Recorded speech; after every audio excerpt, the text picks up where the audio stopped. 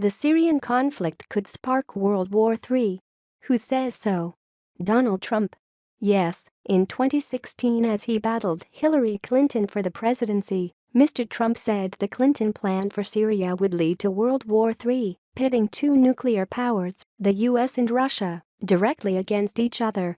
In an interview with Reuters, then Republican candidate Trump said the focus should be more on Islamic State than Bashar al-Assad's Syria. Indeed, ousting Assad, he argued, was secondary to ISIS. Fast forward and there are new warnings of a global conflict, and it is President Trump himself who finds himself at the center. Could this spell World War III?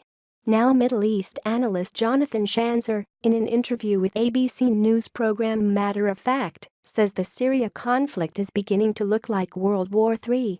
Writing in Politico, Mr. Schanzer, who is the senior vice president and his ally Vladimir Putin.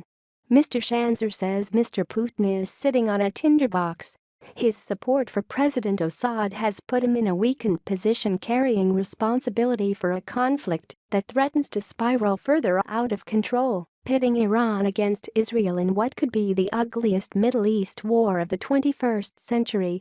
Iran and Israel have already clashed. In February this year, Israel launched airstrikes on a Syrian airbase after Iran used the base to dispatch a drone into Israeli airspace.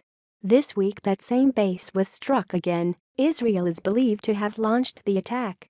From Arab Spring to proxy war, what started with peaceful protests in 2011, then escalated into civil war and saw the rise of Islamic State, is now a proxy war for foreign countries with big power implications, potentially globally.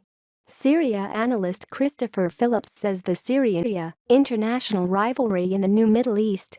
It was the height of the Arab Spring, regional protest movements for democracy, and a time when the perceived Pax Americana of U.S. dominance over the region after the Cold War was coming undone. Mr. Phillips says the U.S. no longer dominates the Middle East, and the regional order is currently in flux. Mr. Putin's Russia has sought to fill the void, bolstering the Assad regime when it was believed to be close to collapse. Iran has also seized on the crisis in Syria to strengthen its regional authority. Jonathan Schanzer says Iran views Syria as a crucial territory to maintain a land bridge from their borders to the Mediterranean. Syria is also critical to Iran maintaining military supply routes to its ally, Hezbollah in Lebanon. Caught in the middle of this power play are ordinary people. Christopher Phillips calls Syria the greatest humanitarian. Millions have fled the country and millions more remain homeless inside the bloody border. What will Trump do next?